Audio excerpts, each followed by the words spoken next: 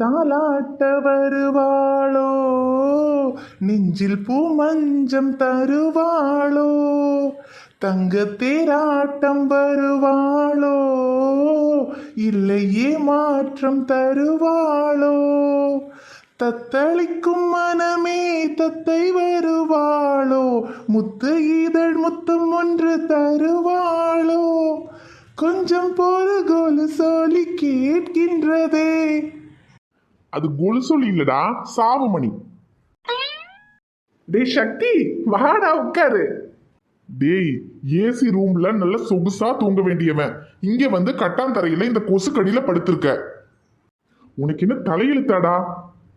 டேய், அவன் காதலுக்காக என்னெல்லாமோ பண்றான். நான் ஆஃப்டர் ஆல் ஒரு கொசுக்கடியை தாங்க மாட்டேனா? கொசுக்கடி இல்ல, செருப்படி வரைக்கும் வாங்குறதுக்கு நீ ரெடியா தான் வந்திருக்கேன்னு தெரியுது. ஆனா உன் கூட சேர்ந்து போவதுக்கு நானும் இல்லடா வாங்கணும். நீ என் நண்பன்டா. இந்த பாரு, வாயில நல்லா வந்துரும் சொல்லிட்டேன். டேய், நாளைக்கு ரம்ஜான் ஞாபகம் இருக்கா? பெருநாள் அதுவுமா அம்மா அப்பா தங்கச்சின்னு குடும்பத்தோட சந்தோஷமா கொண்டாடாம இங்க இவளுக்காக இங்க தனியா வந்து கிடக்குற. இது அவங்களுக்கு தெரிஞ்ச எவ்வளவு வருத்தப்படுவாங்க.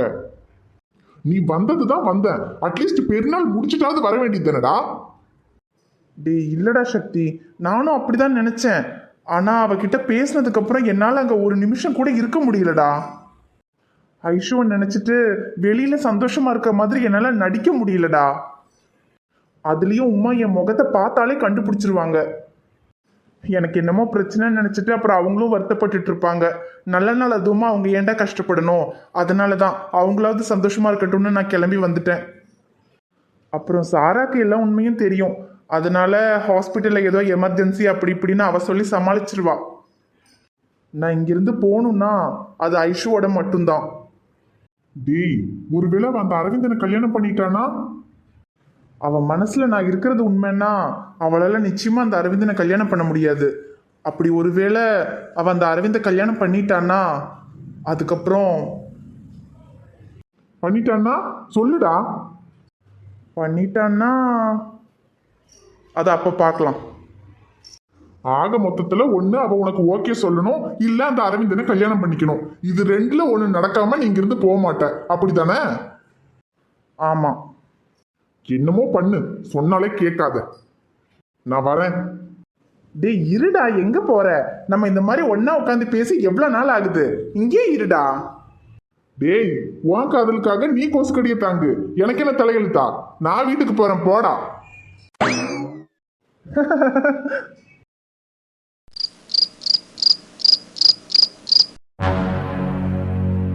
உள்ளத்தில் காதலை சுமந்து கொண்டு ஊத்தட்டில் மறைச்சால் மறையாதே, உறவின் நிழலில் நின்று கொண்டு வெயிலில் காதலை வீசாதே, மனதில் ஆசையை புதைத்து விட்டு மறைஞ்சு மறைஞ்சு வாழாதே, என்னை மறக்க நினைத்து விட்டு உன்னை நீயே இழக்காதே.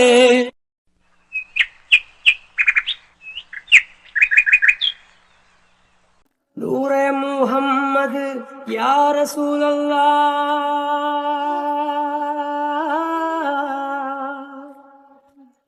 நூரே முஹம்மது யா ரசூலல்லாஹ், யா ஹபீபல்லாஹ், யா ரசூலல்லாஹ். ஐஷு, ஒரு நிமிஷம் வெளியே வா. ஒரு டாக்டர் ஏசி ரூம்ல சொகுசா இருக்க வேண்டியவன் இங்க வந்து ஒரு டென்ட்டுக்குள்ள கஷ்டப்படுறான். அது மட்டும் இல்லாம இன்னைக்கு ரம்ஜான், அவன் குடும்பத்தோட சந்தோஷமா கொண்டாட வேண்டியவன் இங்க வந்து யாரும் இல்லாம தனியா இருக்கான். இது எல்லாமே உனக்காக தான், உன்னோட காதலுக்காக. நீ அவனை விரும்புறியா இல்லையானலாம் எனக்கு தெரியாது. ஆனா என் நண்பனுக்காக ஒண்ணு மட்டும் உன்கிட்ட கேட்டுக்கிறேன். ஒண்ணு ஷமீரோட லவ்வுக்கு ஓகே சொல்லு, இல்லைன்னா உன் வீட்டுல பாக்குற பையனை சீக்கிரமா கல்யாணம் பண்ணிட்டு போயிடு. இல்லைன்னா எத்தனை வருஷம் ஆனாலும் இந்த பைத்தியக்காரன் இப்படிதான் உன் காதலுக்காக காத்துக்கிட்டு இருப்பான். நான் சொல்றது உனக்கு புரியும்னு நினைக்கிறேன். நீதான் இஷு ஒரு நல்ல முடிவா எடுக்கணும்.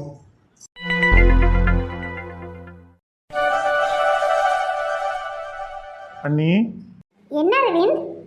அண்ணி, ஐஷுவோட ஃபோன் தொலைஞ்சிருச்சுல, அதான் ஐஷுக்கு ஒரு புது ஃபோன் வாங்கினேன். இதை ஐஷு கிட்ட கொடுத்துடுறீங்களா அண்ணி? என்ன அரவிந்த், ஐஷுக்குன்னு புது ஃபோன் வாங்கியிருக்கீங்க, இதை நீங்களே ஐஷு கிட்ட கொடுத்துடலாமே. இல்லை நீ, நான் கொடுத்தா ஐஷு வாங்குவாளான்னு தெரியல, அதான் நீங்களே கொடுத்துருங்க நீ. ஏன் வாங்காம? அதெல்லாம் வாங்குவா, நீங்களே கொடுங்க அரவிந்த். இல்லை நீ, அது இதோ ஐஷுவே வந்துட்டாலே, நீங்களே கொடுத்துருங்க அரவிந்த். என்னக்கா? ஐஷு, உன்னோட ஃபோன் தொலைஞ்சு போச்சுல்ல, அதனால அரவிந்த் உனக்கு புது ஃபோன் வாங்கிட்டு வந்திருக்காரு.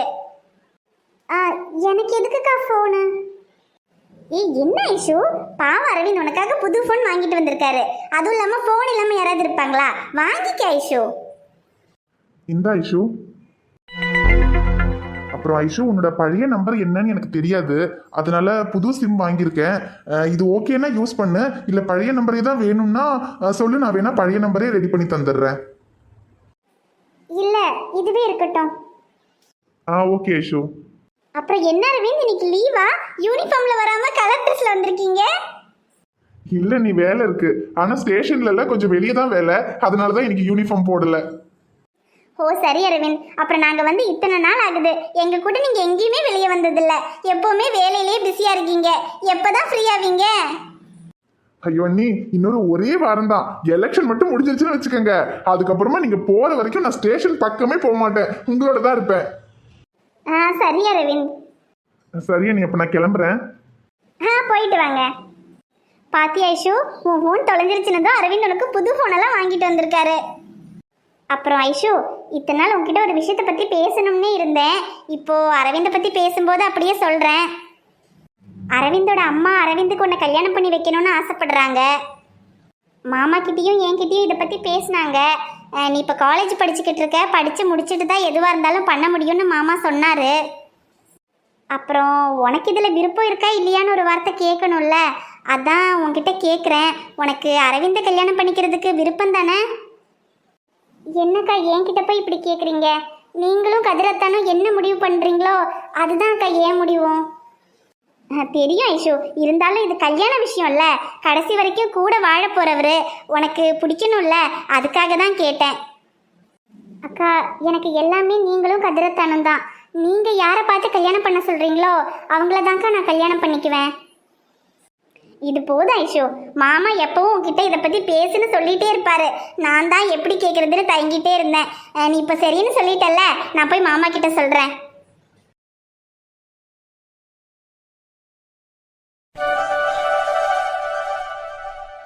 பாப்பா, சொல்லுமா. ஒன்றும் இல்லைம்மா, குழந்தைக்கு பல்லு வருதுன்னு நினைக்கிறேன், அதனால தான். பல்லு வரும்போது கூட சில குழந்தைங்களுக்கு இந்த மாதிரி லூஸ் மோஷன், ஃபீவர் எல்லாம் இருக்க தான் செய்யும், அதெல்லாம் ஒன்றும் பயப்பட வேண்டாம், அது தன்னால சரியாயிடும். சரிங்க டாக்டர், மருந்து ஏதாவது கொடுக்கணுமா டாக்டர்? ஃபீவர் அதிகமாக இருந்தால் பேராசிட்டமால் கொடுங்க, அப்புறம் ORS பவுடர் தண்ணியில் கலக்கிட்டு அடிக்கடி கொடுத்துட்டே இருங்க, அது போதும், வேற எதுவும் மருந்தெல்லாம் வேண்டாம்.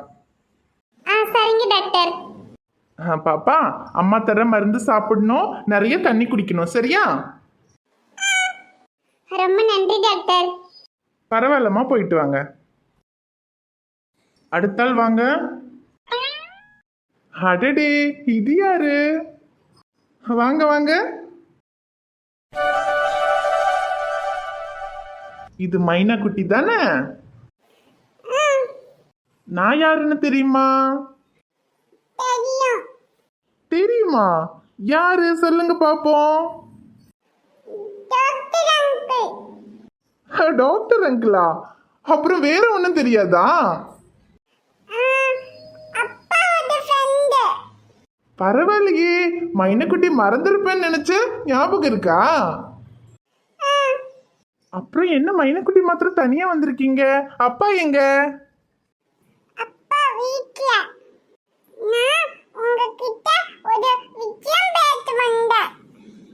என்னது விஷயம் பேச வந்தீங்களா? என்ன விஷயம் சொல்லுங்க.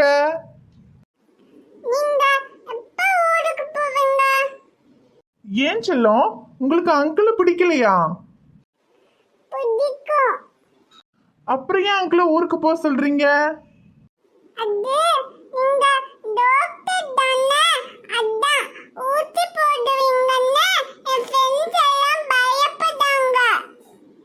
டாக்டர்னா ஊசி போடுவாங்கன்னு யார் சொன்னா?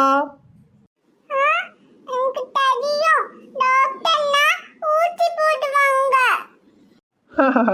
ஆனா உன் ஃப்ரெண்ட்ஸ் கிட்ட சொல்லு, இந்த டாக்டர் அங்கிள் ஊசி போட மாட்டேன், சரியா? இல்ல, நீங்க போய் சொல்றீங்க. டாக்டர்னா ஊசி போடுவாங்க. இல்ல செல்லம், அங்கிள் கிட்ட ஊசியே இல்ல, அப்புறம் எப்படி அங்கிள் ஊசி போடுவேன்?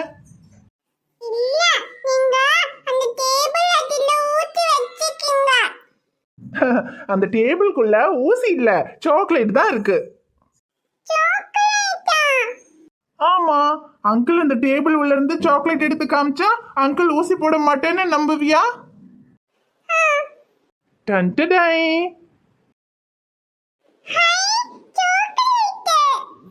இப்ப நம்புறீங்களா அங்கிள் கிட்ட ஊசி இல்ல சாக்லேட் தான் இருக்குன்னு?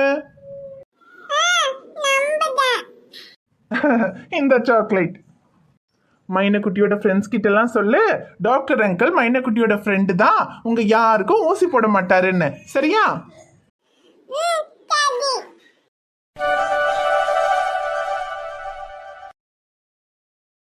வணக்கம் நண்பர்களே, எல்லாரும் எப்படி இருக்கீங்க? நிச்சயமா நலமா இருப்பீங்கன்னு நம்புறோம். இந்த வீடியோ உங்களுக்கு பிடிச்சிருந்தா மறக்காம வீடியோவுக்கு ஒரு லைக் போடுங்க. வீடியோ எப்படி இருந்துச்சுன்னு மறக்காம கமெண்ட்ல சொல்லுங்க. வீடியோவை உங்க ஃப்ரெண்ட்ஸுக்கும் ஃபேமிலிக்கும் ஷேர் பண்ணுங்க. சேனலை இன்னும் நீங்க சப்ஸ்கிரைப் பண்ணலைன்னா மறக்காம சப்ஸ்கிரைப் பண்ணிக்கங்க. நாளைக்கு ஒரு சூப்பரான வீடியோல நாங்க உங்களை பார்க்க வரோம். Bye friends.